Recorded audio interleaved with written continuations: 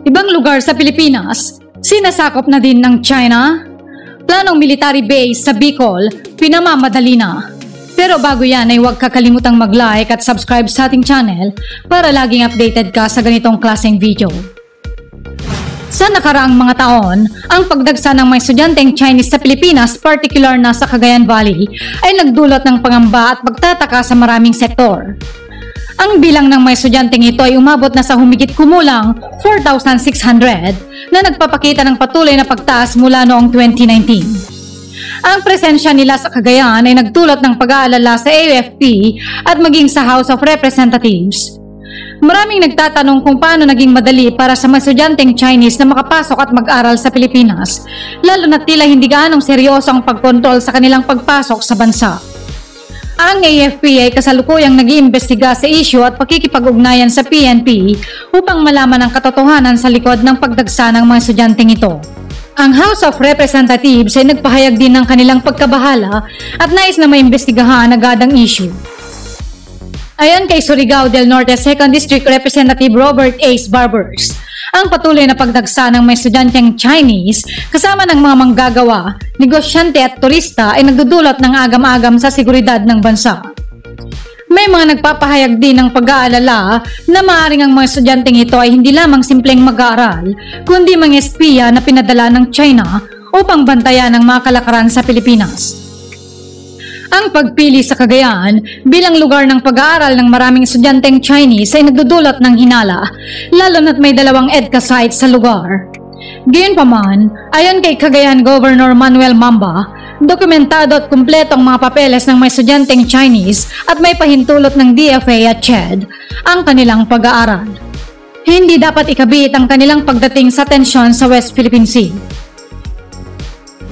Sa isang pahayag ng isang kongresista, ipinahiwatig ng ilan sa mga Chinese students ay maaaring maging espiya o sleeper cells na naglalayong mangalap ng impormasyon tungkol sa Enhanced Defense Cooperation Agreement or EDCA. Binibigyang din niya ang posibilidad na marami sa mga ito ay interesado lamang sa pagkuha ng kanilang master's degree kahit na hindi gaanong bihasa sa Ingles. Nagtataka rin ang mga kongresista sa dami ng mga Chinese students sa mga universidad malapit sa Subic at kung bakit may mga insidente ng pagbili ng lupa at pagkuha ng mga Philippine documents tulad ng national IDs, passport at lisensya para sa pagbili ng armas. May mga ulat din na nagpapahiwatig na ilan sa mga residential subdivision sa Taguig City ay mayroong mga armas na nakuha mula sa mga Chinese nationals. Ang mga katanungan ng mga mambabatas ay tumutukoy sa posibleng kaugnayan nito sa pagdami ng mga estudyante mula sa China at sa mga transaksyon sa lupa malapit sa mga pangunahing pasilidad tulad ng airport at seaport. Sinusuri rin nila ang posibilidad ng ilan sa mga ito ay mga espiya o sleeper cells na nagtitipo ng impormasyon para sa kanilang layunin. Bagaman may mga nagsasabing hindi dapat katakutan ang presensya ng mga estudyanteng Chinese, mayroon namang mga mambabatas na nagpapahiwatig ng pangamba sa posibleng panganib na dala ng mga ito. May mga nagpapahayag din ng pangamba sa posibilidad ng pagdami ng mga estudyante mula sa China ay maaaring may kaugnayan sa uri ng scam tulad ng pastilla scam at maaaring maging sanhi ito ng pang-aabuso sa mga sistema tulad ng Visa Upon Arrival or VUA na nangyari sa nakaraan sa pamamagitan ng mga Chinese nationals na nagtatrabaho para sa mga POGO Philippine Offshore Gaming Operators. Ang mga reaksyon ng mga lokal na opisyal tulad ng alkalde ng Tuguegarao City ay nagpapakita ng pagkabahala sa mga isyu ng resismo at politika sa pagdami ng mga Chinese students sa kanilang lugar. Sa kabila ng pagpuna ng ilang opisyal, pinabulaanan naman ng Chinese Embassy sa Pilipinas ang mga akusasyon na malisyoso at nagsasabing walang kinalaman sa kanilang pamahalaan ang pagdami ng mga estudyanteng Chinese. Samantala ay kasalukuyang iniimbestigahan sa Senado si Mayor Alice Go dahil sa kahinahinala umanong spy ito ng China. Sabi niya ay dati siyang may-ari ng lupa at nagbenta na umano ang kanyang shares nang tumakbo bilang mayor. Ngunit hindi niya maipakita ang personal records na nagpapatunay sa kanyang pagiging Pilipino. Kaya't nagkaroon ng tanong kung siya ay isang Chinese national o isang asset na naglalayong makialam sa politika ng Pilipinas.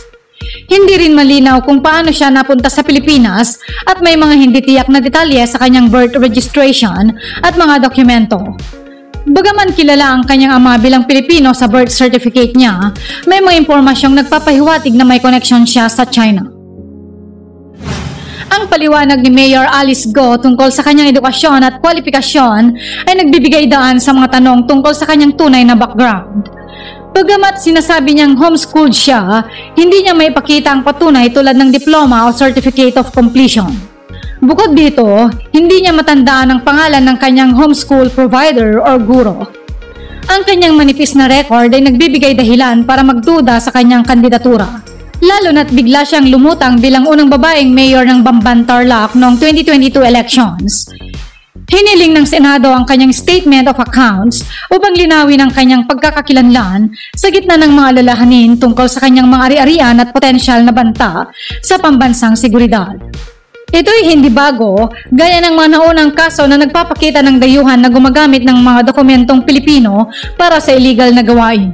Binibigyang diin ni Senador Hontiveros ang kahalagahan ng pagsisiyasat sa mga koneksyon ni Mayor Go, kasama ng sinasabing koneksyon niya sa isang raid na Pogo Hub at ang patuloy na pag-ooperate ng kanyang compound kahit may raid noong 2023 at 2024. Maaari rin nating suriin ang mga opisina na nagbibigay ng pahintulot sa kanya na tumakbo sa halalan at ang mga gumawa ng pekeng dokumento.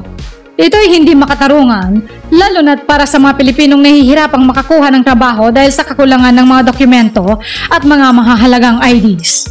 Ang paggamit ni Mayor Go ng Filipino identity ay isang insulto sa mga tunay na Pilipino. Karapat-dapat ding suriin ng kasalukuyang administrasyon kung kasama rin ba ito sa gentleman's agreement sa pagitan ni Duterte at Xi Jinping, lalo na sa konteksto ng Pogo operation sa bansa. Bagaman may malaking kita dito, ang seguridad pa rin ang dapat na prioridad ng bansa, lalo na sa kasalukuyang tensyon sa West Philippine Sea.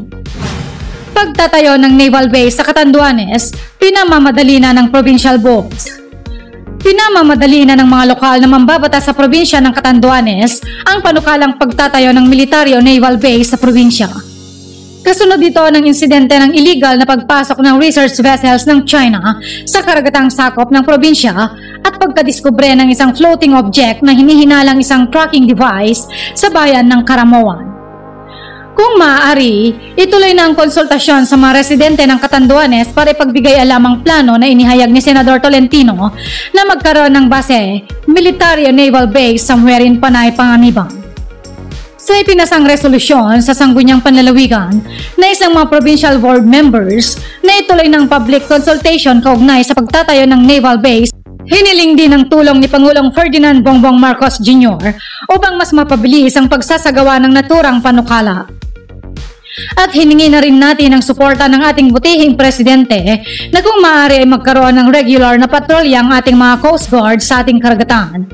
Sa oras na maitayo ang naval base sa isla ng Catanduanes, mas mapapalakas at mapapaigting pa nito ang seguridad sa East Coast seaboard ng probinsya, lalo na sa Pacific Ocean.